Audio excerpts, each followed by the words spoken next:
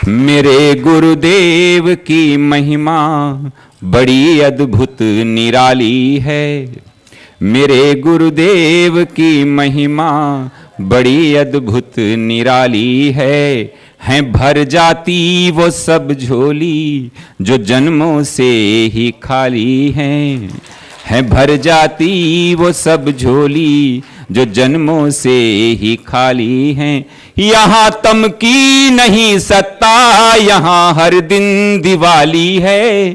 यहाँ तम की नहीं सत्ता, यहाँ हर दिन दिवाली है। भराया लोक अंतर में, नजर में प्रेम लाली है।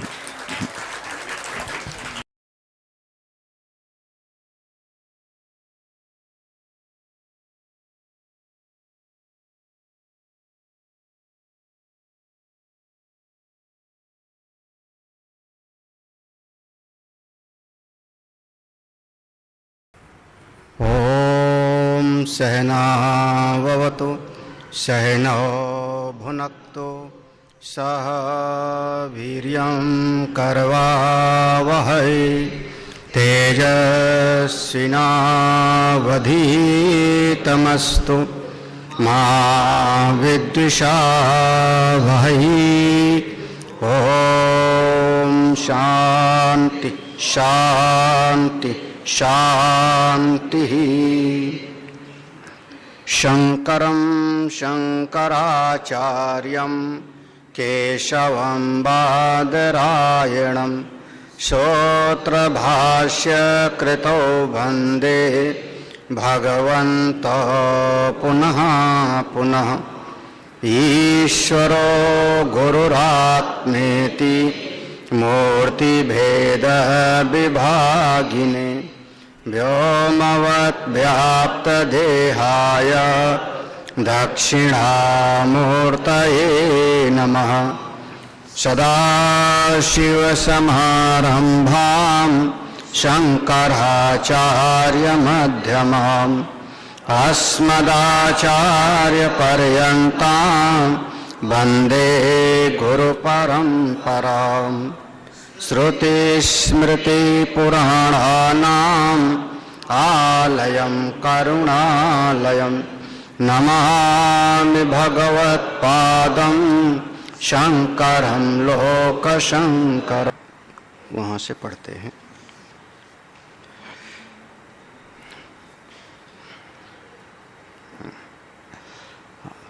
न बाल्यं यौवने लब्धम् यौवनं स्थाविरे तथा मृता पिता पुनर्नास्ति नायायात्येव गतं दिनं मनोराज्याद्विशेषः कः क्षणध्वंसिनि लौकिके अतोऽस्मिन् भासमानेऽपि तत्सत्यत्वधियं त्यजेत्।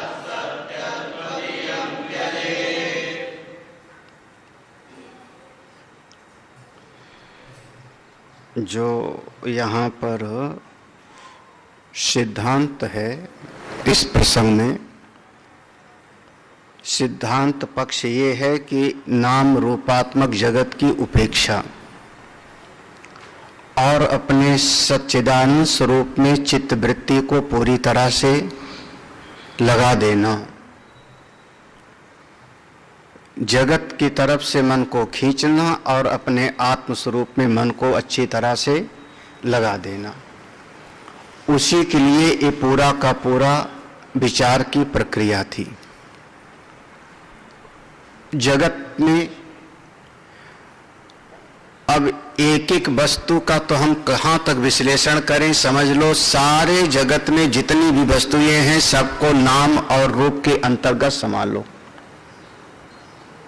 लोक परलोक जितना भी है उसका एक रूप है और उसका एक नाम है।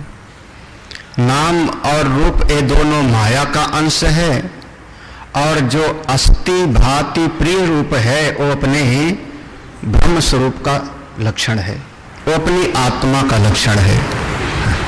तो नाम रूप की उपेक्षा और सच्चिदानंद में स्थिति। अब जब ऐसी एक मन की भावना हुई नाम रूप की उपेक्षा करने के लिए, तो बात आएगी कि मन में तो हमारे तमाम तरह की कल्पनाएं चलती रहती हैं, बहुत तरह के विचार चलते रहते हैं, जब से जगते हैं और जब तक सो नहीं जाते तब तक चलता रहता है। तो आचार्य श्री कहते हैं मन में जो कल्पनाएं चलती रहती हैं उनको समझ लो मनोराज्य। इसीलिए एक शब्द प्रयोग किया गया मनोरथ। मन ही जिसका रथ है। जैसे रथ पे सवार होकर राजा एक देश से दूसरे देश में जाता है, ऐसे आप मन रूपी रथ पे सवार होकर कहीं बाहर की तरफ गमन करते हैं, इसीलिए कहा गया मनोरथ। और फिर अपने मन से ही कुछ न कुछ कल्पनाएं, कुछ न कुछ ऐसी भावना बना करके आप उसी में आप रम जाते हो, उसी का नाम हो गया मनोराज्य। तो ये मन में जो वृत्तियां चलती रहती हैं इनको तुम सब समझ लो ये मनोराज्य है, चलने दो। मन में जितनी बातें चलती हैं सबको पूरा करने का प्रयास मत करो। मन में जितना भाव चलता है अगर सबको पूरा करने का प्रयास करोगे तो आपका जीवन हमेशा दुखदाई हो जाएगा। पूज्यपाद स्वामी रामानंद जी महाराज एक दृष्टांत सुनाते थे। वो कहते थे एक राजा शोभा यात्रा पे अपने नगर में निकलता है।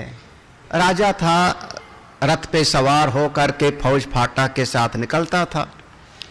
रास्ते में ही बाजार से जब निकल रहा है तो दोनों तरफ तरह तरह की दुकानें हैं, कहीं बर्तन की, कहीं सोने चांदी की, कहीं तरह तरह की। एक बड़ी सी दुकान है जो लकड़ी की दुकान है, आजकल की भाषा में फर्नीचर कह लो, लकड़ी की दुकान है। और उसके यहाँ पर बहुत सारे चंदन की लकड़ियां बिकती हैं। तो वो जो दुकानदार है वो दुकान पे बैठे बैठे सोचता है ये राजा मर जावे तो हमारी चंदन की सारी लकड़ी बिक जाएगी क्योंकि चंदन की लकड़ी इतने दिन से बिकी है नहीं और रखे रखे हमारे यहाँ गोदाम में पड़ी हुई है। राजा मर जावे तो चंदन की लकड़ी जाओ महाराज। अब जब जब वो यात्रा पे निकले तब तब वो दुकान वाला यही सोचे।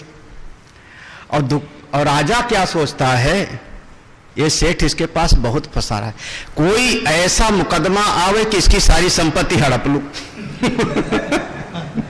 कोई बहाना मिले तो इसका सारा खजाना संपत्ति सब हड़प लूं। रोज उसके मन में वो बात आती है, उसके मन में वो बात आती है। अब एक दिन उस राजा ने उसको दरबार में बुलवाया। उसने कहा एक बात बता, मैं जब जब तुझको देखता हूं तो मेरे मन में इसी बात क्यों आती है कि तुझको मैं पकड़ के कारागृह में डाल दूं और सारा तेरी संपत्ति हड़प लूं। जब जब मैं तुझको देखता हूं तो यही बात आती है। उसने कहा हुजूर माफी पाऊं तो मैं भी एक बात कहूं बोले हाँ ठीक है, बात बता। माफ किया। बोले हुजूर मेरे जब जब आपको देखता हूं तब तब मेरे मन में ये बात आती है कि आप मर जाओ तो मेरी चंदन की लकड़ी बिक जाओ। अभी मनोराज्य है, मन की भावना है। आप हर मन की भावना को पूरा करने का प्रयास करोगे तो वो संभव नहीं है ना। अब बगल में कोई जा रहा है साइकिल से, आपके मन में आए इसको 2 थप्पड़ मारूं, अब बताओ।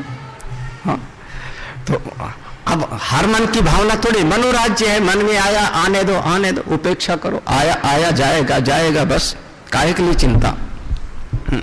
मनोराज्यात विशेषः, जैसे मन के भीतर तमाम तरह की कल्पनाएं आती हैं और सब चली जाती हैं, मनोराज्य बिल्कुल वैसे दुनिया भी है। क्षण ध्वंसिनी लौकिके, ये जगत भी क्षण क्षण में बदल जाता है। आप थोड़ा सावधानी से देखो तो जैसे मन की वृत्तियां बदल जाती हैं, ऐसे संसार के रूप बदल जाते हैं, देखते देखते बदल जाता है जी। हाँ, बच्चा जुआ हो गया, जुआ वृद्ध हो गया, वृद्ध होकर के मर गया।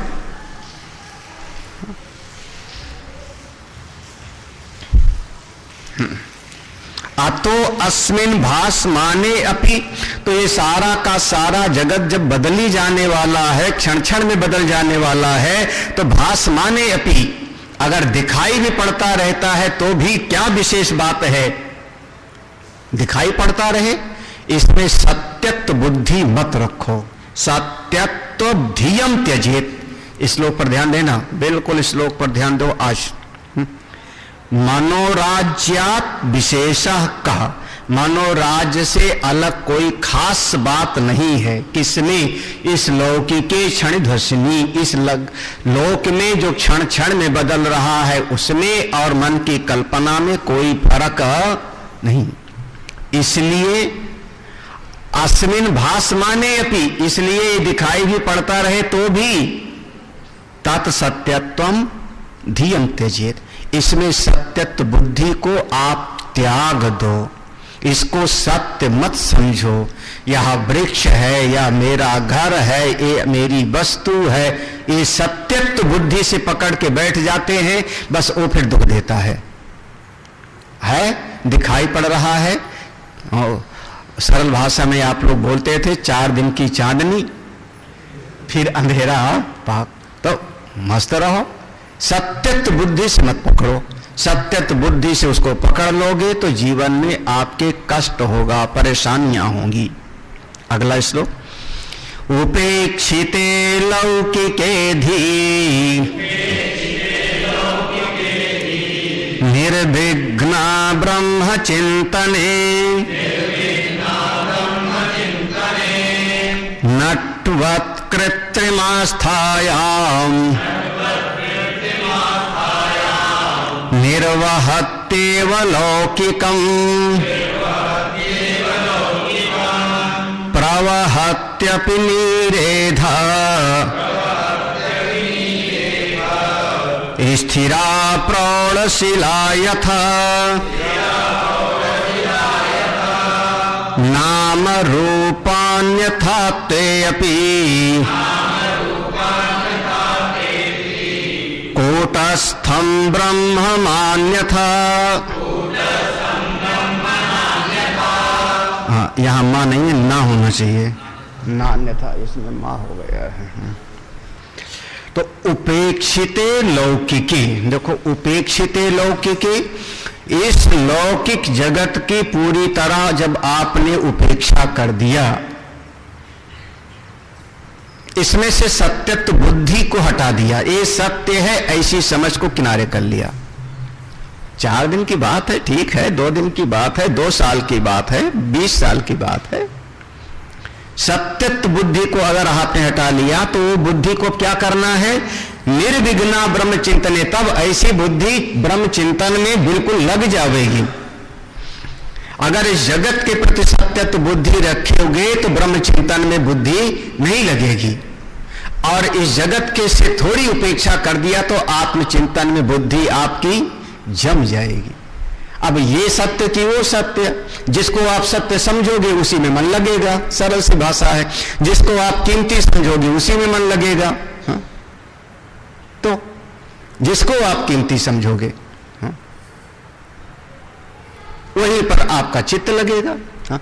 संसार की बात आपको सत्य लगेगी तो उसमें आपका चित्त लगेगा, और सत्संग की बात अच्छी लगेगी सत्संग में चित्त लगेगा। इतनी सी तो बात है। हाँ?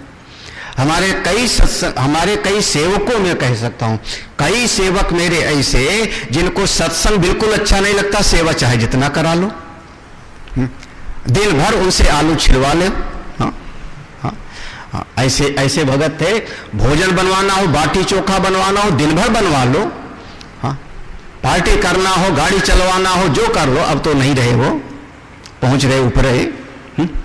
चाहे जो कर, सत्संग वो सजा थी। हाँ, और भी ऐसे 1-2 नहीं। तो उनसे हम पूछे क्यों सत्संग में नहीं आते, तो बोले बाहर बैठ के सुनता रहता हूं।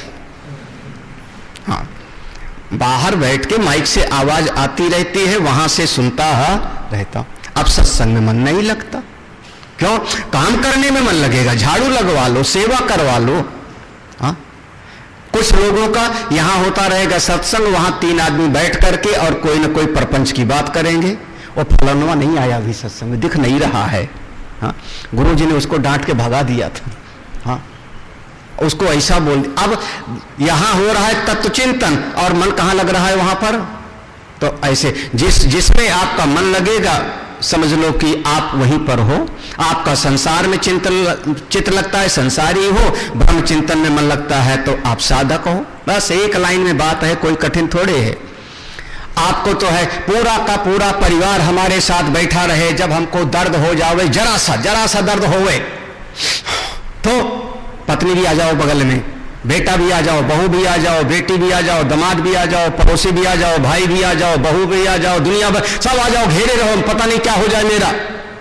कहां लग रहा है चित्त? हाँ, माला हाथ में नहीं आई, राम राम नहीं जपा कि हो सकता है प्राण निकल गए तो कम से कम राम राम कहते तो निकले।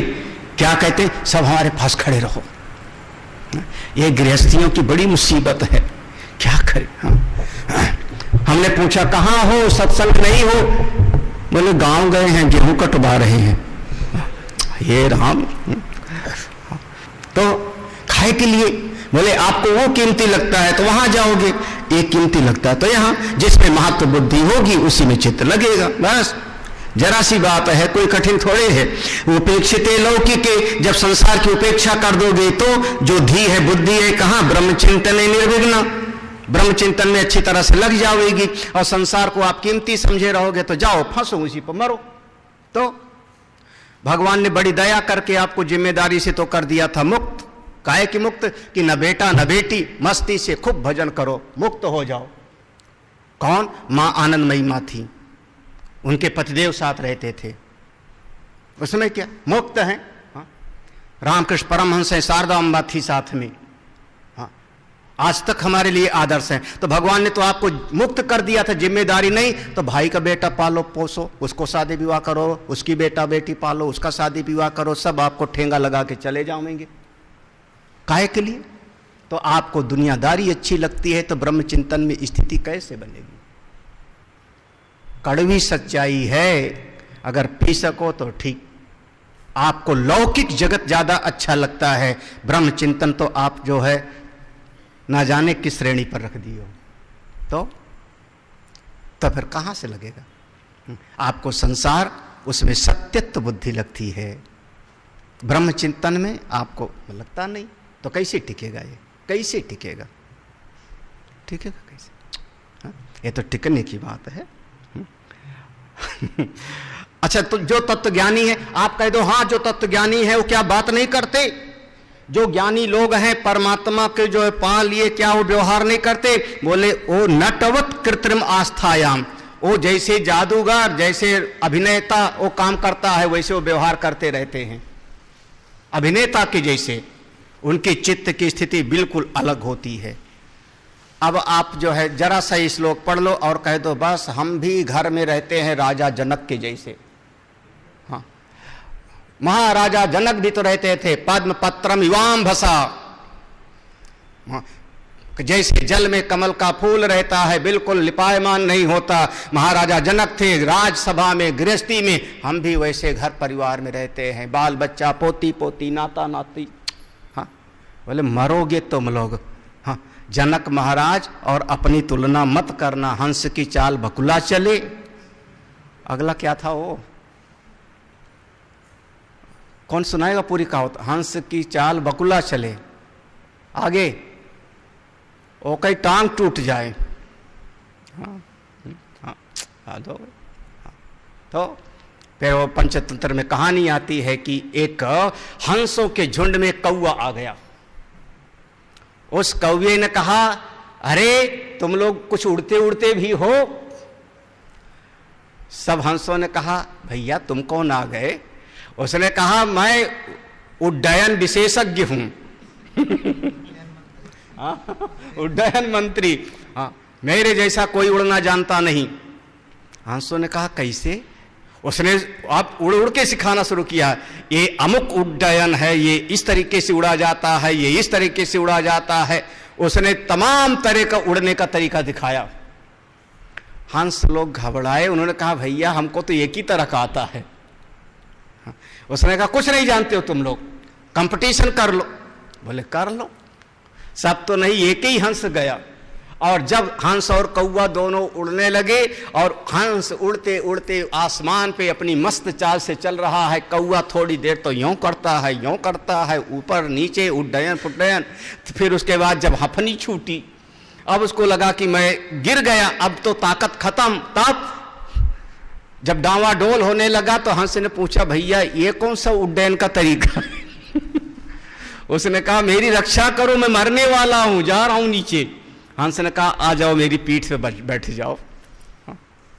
तो हंस भी उड़ता है, कौवा भी उड़ता है, लेकिन हंस की तुलना कौवा नहीं कर सकता, है ना। हंस की तुलना बगुला, दोनों सफेद है, नहीं कर सकते। कभी भूल के ऐसा मत समझना कि महाराजा जनक भी जीवन खपाना पड़ता है। जी मैं बिल्कुल सहमत नहीं हूं। हाँ, जीवन लगाना पड़ता है। हाँ, ये पूरे जीवन की बात है। हाँ, जिन गुरुओं से आपने सुना है वो गुरु काय के लिए छोड़ करके और वृंदावन और ऋषिकेश में बैठे हैं, हरिद्वार में। हाँ, तो अगर कोई कहता है महाराज गृहस्थी में रहते हुए सब हो सकता है, आप कह दो सीधे, पूछते क्यों नहीं कि आप क्यों घर छोड़ के गए हो? जब गृहस्थी में रहते हुए हो सकता है तो आप क्यों छोड़ के निकले हो? अब उनसे जो पढ़ाने वाले हैं उनसे आप 2 कदम आगे नहीं हो सकता। सही कहूं, बिना सन्यास की मुक्ति नहीं है। इस शास्त्रीय चिंतन है, शास्त्र का सिद्धांत है, बिना सन्यास की मुक्ति नहीं है। आप लिख के रख लो।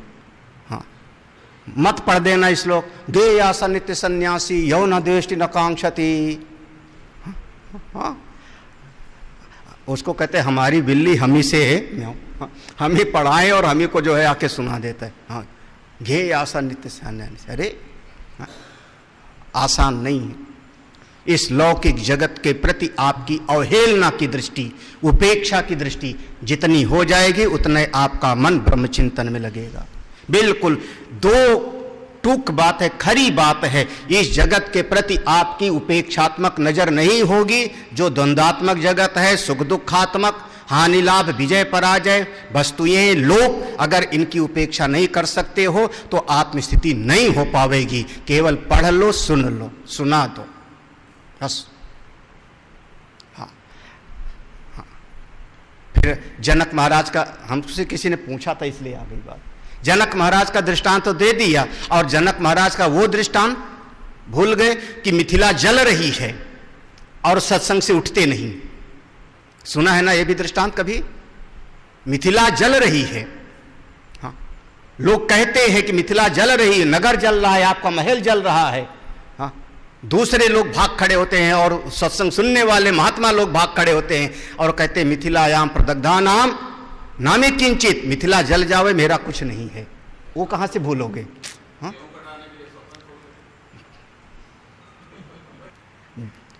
2 कौड़ी की चीजों में मन लगता है और ब्रह्मचिंतन की बात कैसे होगी? कैसे होगी? हम अपने चित्त को समझाओ। कैसे बनो कूटस्थ? कूटस्थ कैसे बनो? देखो, इस ज्ञान की दृष्टि से पक्के कैसे बनो? कहते हैं प्रवहति अपि नीरे अधा, ऊपर से पूरा का पूरा प्रवहति अपि नीरे, जल का प्रवाह बह रहा है।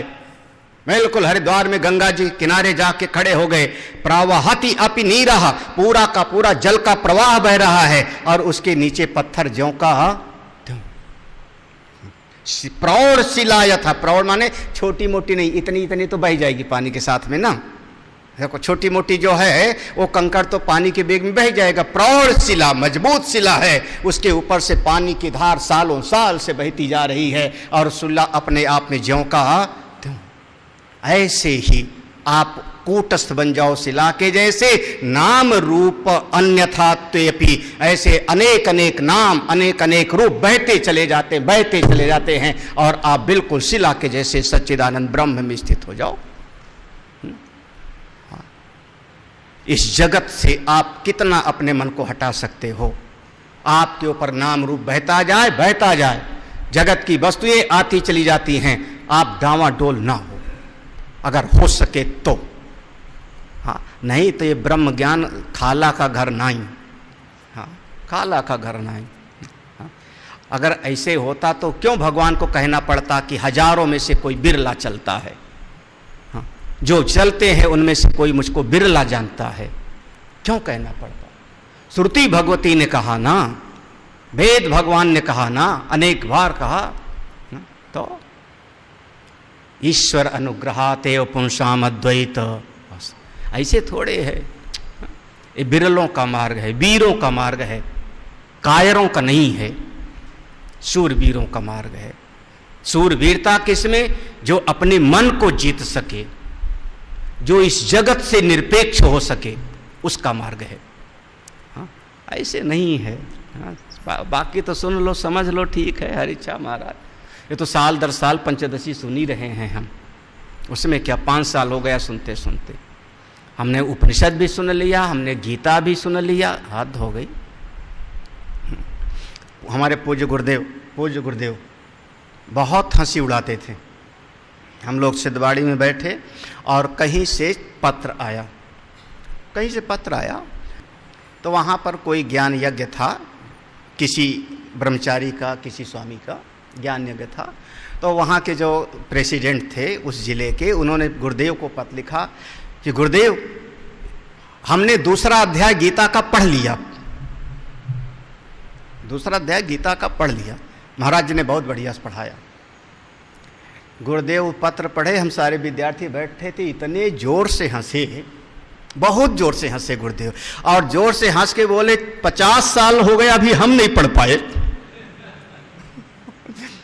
50 साल हो गया अभी हम लगातार उपरोचन करते रहते हैं उसी हम नहीं पढ़ पाए, और ये व्यक्ति कहता है कि हमने गीता का दूसरा अध्याय पढ़ लिया। तो शास्त्र सुचिंत्य पुनि पुनि देखी। हाँ, डूबना पड़ता है इसमें। हाँ, ऐसे नहीं आ जाता जी, ऐसे नहीं आ जाता। क्या हुआ, कुछ गड़बड़ है क्या? हाँ, ऐसे नहीं आ जाता। हाँ जी, चलिए चलिए अगला श्लोक पढ़ लो। समझ में आ गया ना श्लोक का अर्थ कि नहीं? हाँ, आ गया समझ में? समझ में आ गया? अब बोलने बड़े सावधान हो गए। नहीं कह दो ना, पढ़ लिया हमने ये वाला श्लोक। हाँ, निश्छिद्रे दर्पणे भाति वस्तु गर्भं बृहद्वियत् सच्चिद्धने तथा नाना जगद्गर्भमिदं वियत् अदृष्ट्वा दर्पणं नैव तदन्तस्थे क्षणं तथा अमत्वा सच्चिदानन्दम् नाम रूपमति कुतः दर्पणे निश्छिद्रे वस्तु गर्भम भाति विश्वम दर्पण दृश्यमान नगरी तुल्य। दर्पण है, सामने बहुत बड़ा सा दर्पण रखा है, उस दर्पण के पीछे एक महल की फोटो रखी है। जैसे महल का है, सामने दर्पण रख दो, तो उस दर्पण में कोई जगह नहीं है, दर्पण में कोई छेद नहीं है। निश्छिद्रे माने दर्पण में जगह अंदर नहीं है, लेकिन फिर भी उस दर्पण में पूरा का पूरा महल दिखाई पड़ने लगता है। आप दर्पण में से टटोल करके महल निकाल लो, आप दर्पण को तोड़ करके महल निकाल लो, आप दर्पण में घुस के देखो महल कहां पर है, तो बिल्कुल उस दर्पण में महल है नहीं, लेकिन वो महल पूरा का पूरा दर्पण में ज्यों का त्यों दिखाई पड़ता है। निश्छिद्रे दर्पणे भाति, बिल्कुल दर्पण में जगह नहीं है। एक दर्पण माने उसमें जौ का दाना भी आप घुसा नहीं सकते हो। अगर इतना भी जगह होगा जौ के दाने के बराबर भी, तो आपको प्रतिबिंब ठीक से दिखाई ही नहीं पड़ेगा। बिल्कुल जगह नहीं है, लेकिन फिर भी उसमें पूरा का पूरा महल दिखाई पड़ने लगता है। बृहद और महल आकाश दिखाई, बृहद बियत आकाश तक दिखाई पड़ सकता है उसमें। बिल्कुल वैसे जो अपना ठोस, बिल्कुल महाराज श्री कहते थे ठसा ठस, कौन? सच्चिदानंद घन, सच्चित घने तथा नाना, बिल्कुल ठसा ठस केवल सच्चिदानंद ब्रह्म है, उसी में सारा का सारा जगत दिखाई पड़ता है। जैसे दर्पण में महल, उसी प्रकार से परमात्मा में ये जगत। दर्पण में महल है नहीं, दिखाई पड़ता है, ऐसे परमात्मा में जगत है नहीं, लेकिन हमको दिखाई ही पड़ता है नहीं, दिखाई पड़ता है। क्या नहीं है? नाम रूप, ये बिल्कुल नहीं, फिर भी दिखाई पड़ता रहता है। हाँ? अच्छा, जब आप दर्पण के सामने गए, सही से बताना, दर्पण के सामने गए सही से बिल्कुल, तो आपने अपना चेहरा देखा, नाक देखा ठीक से कि नहीं? नाक देखा, आंख देखा, माथा देखा, तिलक लगाया, दिखाई पड़ा चेहरा कि नहीं? तो दर्पण में अपना चेहरा दिखाई पड़ा ना, बिल्कुल ठीक ठीक? बोले हाँ दिखा। शराबी आदमी को भी दिखाई पड़ रहा है, पागल को भी दिखाई पड़ रहा है। आपको नहीं दिखाई पड़ रहा है तो आपकी नजर खराब है, टेस्ट कराओ। लेकिन दर्पण, जब दर्पण में चेहरा दिखाई पड़ता है तो साथ साथ चेहरा दिखने के पहले आपने दर्पण को भी देखा कि नहीं? हाँ। आपका ध्यान नहीं गया वहां पर, हाँ? उस पर ध्यान नहीं गया ना। लेकिन सामान्य रूप से आपने तो अपनी आंख को देख लिया, अपनी नाक को देख लिया, अपने मस्तक को देख के टीका लगाया, लेकिन वो जो दर्पण का स्वरूप है वो सामान्य रूप से इतना चौड़ा, इतना लंबा, वो ज्यों का त्यों है। वो दर्पण देख करके भी उस पर आपका ध्यान नहीं, दिख करके भी नहीं दिखा ना। नहीं समझ में आ रहा? नहीं समझ में आया तो क्या करूं? देख लो, लिख लो, पढ़ लो। आदृष्टवा दर्पणम नहीं, बिना दर्पण के उस आकार प्रकार का, बिना दर्पण के स्वरूप को देखे, अदृष्टवा माने बिना देखे, उस दर्पण के आकार प्रकार को, दर्पण को देखे बगैर, तद अंतस्थ ईक्षणम, उसके भीतर अपना प्रतिबिंब आप नहीं देख सकते हो। आप जब अपनी नाक देख रहे हो, मस्तक देख रहे हो, चंदन लगा रहे हो, तब भी आपको दर्पण दिख रहा है, लेकिन आप कहते हो मस्तक पर तिलक बढ़िया लग गया। आप दर्पण को देखे बगैर प्रतिबिंब देख ही नहीं सकते हो, लेकिन ध्यान आपका दर्पण पे नहीं गया, किस पर गया? अपने ही प्रतिबिंब पर गया, महल पर गया। ऐसे ये सारे जगत में, ऐसे सारे जगत में परमात्मा पर ही ये सारा नाम रूप है जी। लेकिन बिना परमात्मा को देखे नाम रूप दिखाई ही नहीं पड़ेगा, लेकिन उसके बावजूद हम परमात्मा को भूल करके, ये मेरा घर, इस पेड़ को हमने लगाया, इसको हमने बनाया, ये गाय को मैंने पाली, भैंस हमारी दूध देती है, बस फंस गए आप किसमें? जगत में। अमत्वा सच्चिदानंदम, बिना अपने सच्चिदानंद को देखे, अनुभव किए, बिना जाने, ये नाम रूप भी आपको दिखाई नहीं पड़ेगा। वही चीज ले आओ, अस्ति भाति प्रिय, तीनों में है ना, है ना, अस्ति भाति प्रिय, वो दिखाई पड़ता है, लेकिन फिर भी दृष्टि हमारी नाम रूप पर चली जाती है, तो असली चीज तो हम भूल ही जाते। सीधा सा कहना है, नकली पर नजर जाती है तो असली भूल जाता है। नकली पर नजर जाएगी तो असली भूल जाता है।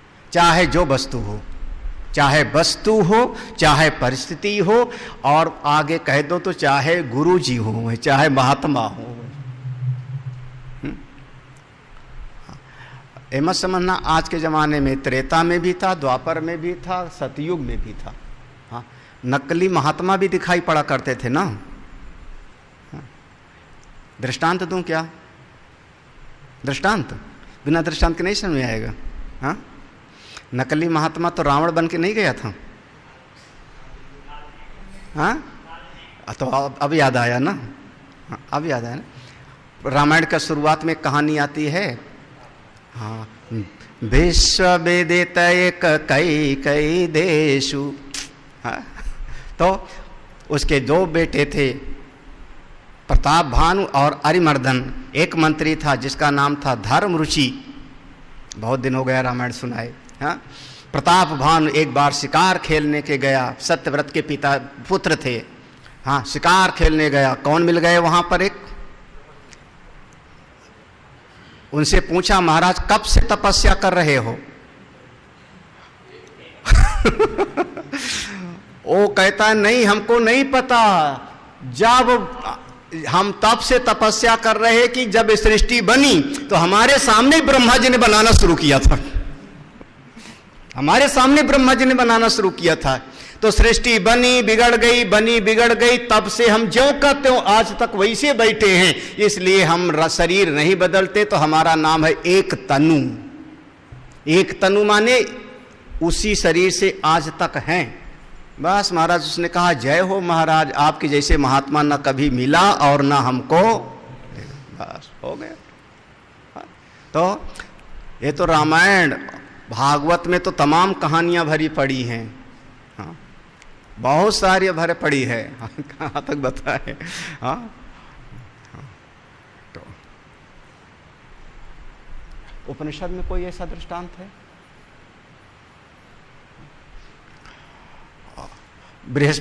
बृहस्पति देवता शुक्राचार्य का रूप बना करके गए थे क्या करने?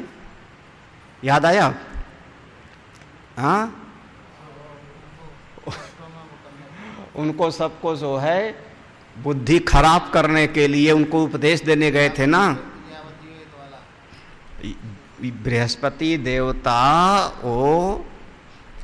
उन्होंने मौका देखा कि शुक्राचार्य जी दैत्यों से नाराज होके चले गए। उन्होंने कहा, मौका बहुत बढ़िया, इनकी बुद्धि को कैसे बदला जावे। तुरंत शुक्राचार्य का रूप बनाए पहुंच गए। हमारा दैत्य लोग जय हो गुरुदेव की आ गए। हाँ, गुरुदेव ने कहा, चलो बैठो, आज के बाद वेद की बात मत मानना, हम नया नया ज्ञान प्राप्त करके आए हैं। क्योंकि वेद की बात मानोगे, वेद की बात मानेगा तो फिर वेद भगवान इसकी रक्षा करेंगे, और हम चाहते हैं देवता जीते, दैत्य पराजित होवें, तो उपदेश उल्टा देते, वेद की बात मत मानना। हाँ, फिर अरे शरीर सब कुछ है, खाओ पियो मौज करो। हाँ, तो ऐसे ऐसे उपदेश दिया महाराज। हाँ, तो और दैत्यों को लगा बहुत बढ़िया उपदेश। ऐसा तो आज तक हमारे गुरुजी ने कभी हमको, हमारे जो गुरुजी थे जो पहले थे, आज के पहले जो गुरुजी हमको पद सुनाते थे, आज गुरुजी कुछ नया ज्ञान प्राप्त किया। हमारे गुरुजी तो क्या कहते थे? यज्ञ करो, तप करो। अरे ये बढ़िया महात्मा। महाराज बाद में शुक्राचार्य आ गए। जब शुक्राचार्य आ गए, दैत्यों ने देखा एक शुक्राचार्य हमको उपदेश कर रहे हैं, दूसरे फिर एक ही जैसा रूप वाले, ये बहुरूपिया कहाँ से आ गया? बृहस्पति समझ गए बैठे बैठे, अब भांडा फूटा हमारा। बृहस्पति ने कहा, सुनो, आज हमको सपने में दर्शन हुआ था कि एक हमारा नकली रूप बना के आएगा।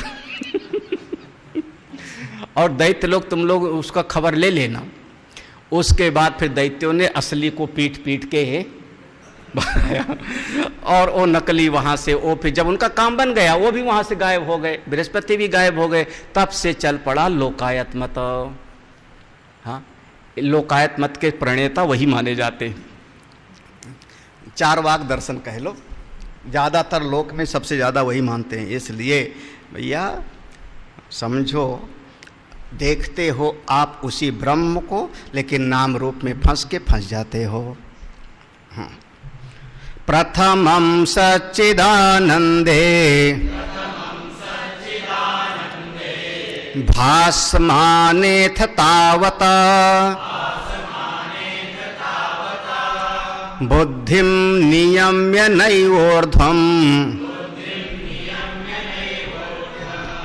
धारयेत् नाम रूपयोः एवं च निर्जगद्ब्रह्म सच्चिदानन्दलक्षणम् अद्वैतानन्दये तस्मिन् विश्रामयन्तु जनाश्चिरम्। प्रथमे पहला काम क्या करूं मैं गुरुजी? पहला काम क्या करूं? बोले सच्चिदानंदे, सबसे पहला काम करो सच्चिदानंदे बुद्धिम नियम्य, सच्चिदानंद परमात्मा में अपनी बुद्धि को ला करके लगा दो। पहला काम ये करो कि सच्चिदानंद परमात्मा में अपनी आत्मा में बुद्धि को लगाओ। ये करो। भास माने अथतावता, भले जगत दिखाई पड़े, दिखते दिखते, मैं कह रहा हूं दिखते दिखते, हाँ दिखाई पड़ता रहे, उसके क्या है? जैसे दर्पण में प्रतिबिंब दिखाई पड़ता है, फिर भी अपनी दृष्टि को आप दर्पण पर केंद्रित करो।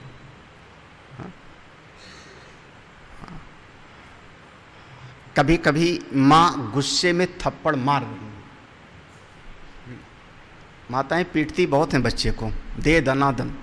हाँ, अब जो ना पिटा हो राम ही जाने। हाँ, हाथ लाल हो जाता था, पिट गए।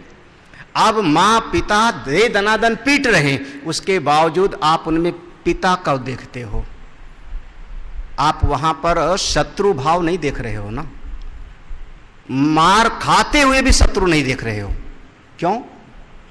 क्यों? पिटते हुए भी आप उनको शत्रु नहीं समझ रहे हो। कौन है? मेरी मां मार रही, मेरे पिता मार रहे हैं। दूसरा कोई, अच्छा आप पिट रहे हो, पिताजी आपको पीट रहे हैं, और तब तक पड़ोसी आपके पिताजी को धड़ाक से मारे, क्या करोगे फिर? हाँ नहीं, खूब अंदर लड्डू फूटेगा ना, और मार मुझको। हाँ क्या करोगे? बोले ओ पीटते हुए भी आप कहोगे हमारे पिता को तुमने क्यों हो? ऐसे इस जगत को देखते हुए, भास माने दिखते हुए भी आप इसमें सच्चिदानंद ब्रह्म को समझो, अपनी बुद्धि को उसी में, नियम में, उसी में लगाओ। और फिर ना एव ऊर्ध्वम नाम रूपयो, बाद में नाम रूप की तरफ नजर आपकी ही जाए भी ना। ना ये ऊर्ध्वम, ऊर्ध्वम माने पश्चात, इसके उपरांत जब आपकी बुद्धि सच्चिदानंद ब्रह्म में लग गई तो ना नाम रूपयो धारेन, नाम रूप की सत्ता पर आप ध्यान भी ही मत दो। बस कार्य जगत की उपेक्षा और अपने चित्त वृत्ति को उस अधिष्ठान स्वरूप परमात्मा में लगा देना। घट वृत्ति से हटा करके मृत्तिका वृत्ति में लगा देना। कार्य जगत की अवहेलना उपेक्षा करके अपने स्वरूप में जाके स्थित हो जाना। एवं च, जब इस प्रकार से आप साधना करोगे तो निर्जगत ब्रह्म, ये जगत ब्रह्म में ना था, ना है और ना होवेगा। निर्जगत माने जगत तीनों काल में नहीं था उसमें। जैसे दर्पण में महल तीनों काल में नहीं था, ना पहले महल था, ना अभी है दिखते समय, ना बाद में महल रहेगा, तीनों काल में। ऐसे उस ब्रह्म में निर्जगत, ये जगत कभी था ही नहीं, वो तो केवल अपने स्वरूप में सच्चिदानंद स्वरूप है। जो उसमें स्थित हो जाए वही अपने अद्वैतानंद का अनुभव प्राप्त कर लेगा। ए तस्मिन अद्वैतानंद, यही अद्वैतानंद है। इसका जो अनुभव कर लो, अब आप विश्राम करो। पायो परम विश्राम, अब आप विश्राम करो। अब कृतकृत्य भयो मैं पायो विश्राम। विश्रामयन्तु जनाः, कितनी देर तक विश्राम करना है? जनाः चिरम, चिरम माने हाँ चिरम जना विश्रामयन्तु जनाः, हमेशा के लिए। फिर ये नहीं कि 1 घंटा सोए और अगले घंटे फिर हाय तौबा मचाए, बोले नहीं। पहाड़ पे चढ़ने वाला विश्राम नहीं, पहाड़ पे चढ़ रहे थक गए तो विश्राम किया, फिर चलो भैया चलो, चलना पड़ेगा, वो वाला नहीं। यहाँ हाँ अपने स्वरूप का आनंद प्राप्त हुआ, बस क्या कहना।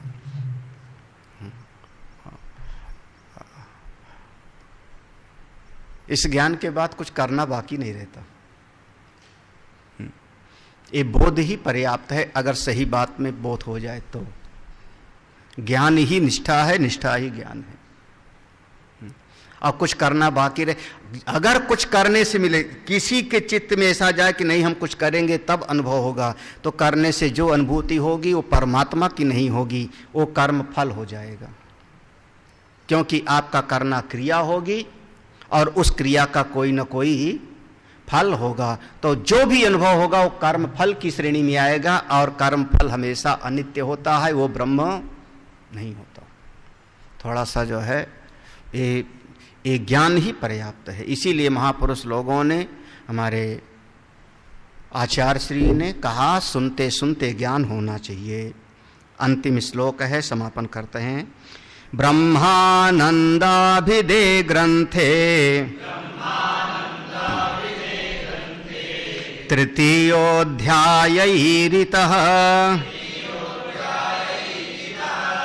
अद्वैतानंद एव स्यात् जगत् मिथ्यात्व चिंतया।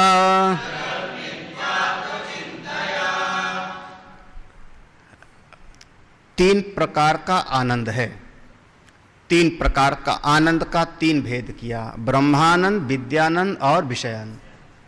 पूर्व में आया था ना, ब्रह्मानंद, विद्यानंद और विषयानंद, आनंद के 3 भेद किया था। तो ब्रह्मानंद के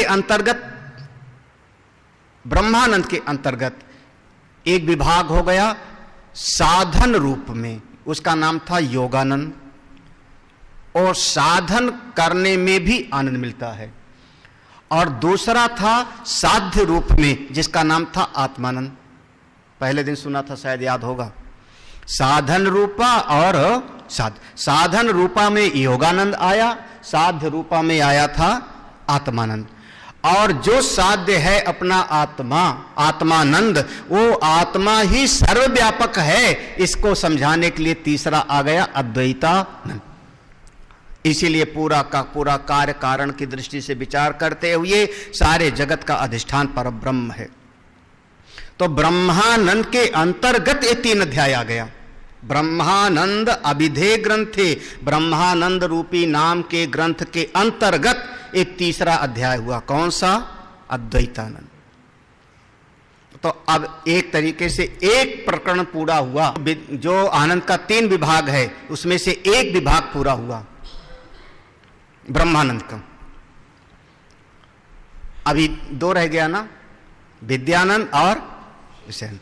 तो ब्रह्मानंद के अंतर्गत विभाग कर दिया था साधन रूप, साध्य रूप, और साध्य आपका सर्वव्यापक है अद्वैतानंद। अब आगे 2 और बचे, वो जब दोनों भगवान चाहेंगे तब होएगा। अद्वैतानंद एव स्यात्, अगर अद्वैतानंद हो जावे तो जगत मिथ्यात्व चिंतया, जगत का मिथ्यात्व चिंतन करते रहो तो ये हो जाएगा। योगेन आत्म विवेकेन द्वैत मिथ्यात्व चिंतया ब्रह्मानंदम पश्यतो अथ विद्यानंदो निरूप्यते। आगे का विद्यानंद प्रकरण हम लोग जो है बोले सच्चिदानंद भगवान की। ओम पूर्णमदः पूर्णमिदं पूर्णात् पूर्णमुदच्यते पूर्णस्य पूर्णमादाय पूर्णमेवावशिष्यते। ओम शांति शांति शांति। हरि ओम श्री गुरुभ्यो नमः। हरि। मेरे गुरुदेव की महिमा बड़ी अद्भुत निराली है। मेरे गुरुदेव की महिमा बड़ी अद्भुत निराली है। हैं भर जाती वो सब झोली जो जन्मों से ही खाली हैं भर जाती वो सब झोली जो जन्मों से ही खाली हैं। यहाँ तम की नहीं सत्ता, यहाँ हर दिन दिवाली है। यहाँ तम की नहीं सत्ता, यहाँ हर दिन दिवाली है। भराया लोक अंतर में, नजर में प्रेम लाली है। फिल्मों की तर्ज पर मैं कुछ लिखता नहीं, गुरुदेव को पसंद भी नहीं है, शास्त्रीय आधार पर लिखाते हैं, लेकिन आज मैं कुछ प्रयास करता हूं। मेरे गुरुवर शिव त्रिपुरारी, जिनकी महिमा भारी नजर में छा गए हैं के दिल में समा गए हैं। हो मेरे गुरुवर शिव त्रिपुरारी, जिनकी महिमा भारी नजर में छा गए हैं के दिल में समा गए हैं। ओ मेरे प्यारे गुरुवर, जीवन बना था संग्राम रे।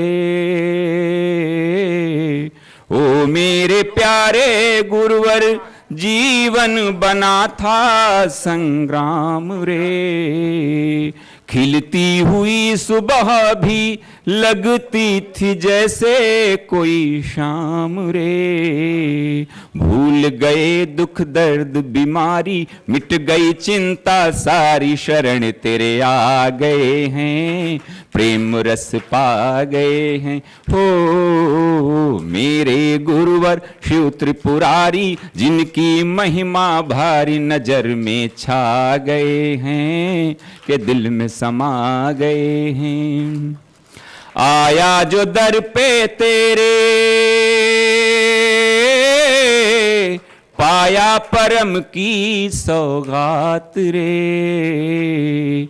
आया जो दर पे तेरे, पाया परम की सौगात रे। हो गया उजाला मन में, बीती वो काली काली रात रे। जहां भी जाएं तुमको पाएं, नित्य आनंद मनाए, शरण तेरे आ गए हैं, प्रेम रस पा गए हैं। गुरुवर की करुणा कृपा, मिट गए सब दुख द्वंद। धन्य धन्य तुम धन्य हो मेरे सद्गुरु अभया। परम पूज्य आनंद कंद सद्गुरुदेव भगवान के द्वारा संस्थापित आर्ष विद्या गुरुकुलम का भी एक लघु परिचय आपको प्राप्त हुआ। आइए अब अपने सद्गुरुदेव भगवान की ही अमृतमयी वाणी में आर्ष विद्या गुरुकुलम की एक झलक देखते हैं। पूज्य गुरुदेव की कृपा से और परमपिता भगवान की कृपा से मन के भीतर एक भाव पैदा हुआ कि समस्त जीवों का हित हो, साधना के मार्ग पर सभी लोग अपने आगे बढ़ें। जो जीवन का परम प्रयोजन है, आत्यंतिक सुख की प्राप्ति और पूरी तरह से जीवन में से दुख की निवृत्ति, इसी उद्देश्य को लेकर के यह श्री शौनक आर्ष विद्या प्रन्यास नाम का एक संस्था गठित की गई सन 2002 में, जिसके अंतर्गत ये आश्रम का निर्माण 2002 से शुरू हुआ। साधना के इसमें 3 स्वरूप होते हैं। कर्म के मार्ग में साधना हो, इसके लिए यज्ञशाला का निर्माण किया गया। हमारा मन भगवान के साथ में जुड़े, भाव के साथ में भक्ति करें, इसके लिए दक्षिणामूर्तेश्वर भगवान शिव की स्थापना की गई। और मनुष्य के जीवन में बहुत सारी समस्याएं उसके अज्ञान से आती हैं, भ्रम से आती हैं। तो हमारी बुद्धि भी ठीक हो, समझदार हो, विचारवान हो, इसके लिए सत्संग हाल का निर्माण हुआ, जिसमें लगातार सुबह और शाम दोनों समय श्रीमद् भगवद गीता, उपनिषद, वेद और सभी पुराणों का आधार लेकर के सत्संग किया जाता है, जिसके माध्यम से जीवों का प्रगति हो, विकास हो। आश्रम की विधा में एक गौशाला का भी निर्माण किया गया वर्तमान में, जिसमें लगभग 35 छोटी बड़ी गौवें हैं। जब तक कोई भी व्यक्ति भारतीय संस्कृति में संस्कृत विद्या को, संस्कृत भाषा को नहीं समझेगा, तब तक शास्त्र में और वेद में प्रवेश नहीं होगा। इसलिए बच्चों से ही यह संस्कार आगे बढ़े, इसके लिए संस्कृत पाठशाला बनाई गई, जिसमें संस्कृत विद्या का ज्ञान प्रदान किया जाता है। और इन्हीं बच्चों में से कोई न कोई आगे बढ़ कर के ब्रह्म विद्या को प्राप्त करता है, करेगा, जिसका जीवन परम कल्याणकारी होएगा, उसके अपने लिए भी और समाज के हित लिए भी। जीवन का मूल सूत्र यही है, सर्वे भवन्तु सुखिनः, सर्वे सन्तु निरामयः, सर्वे भद्राणि पश्यन्तु, मा कश्चित् दुःखभाग् भवेत्। ओम शांति शांति शांति।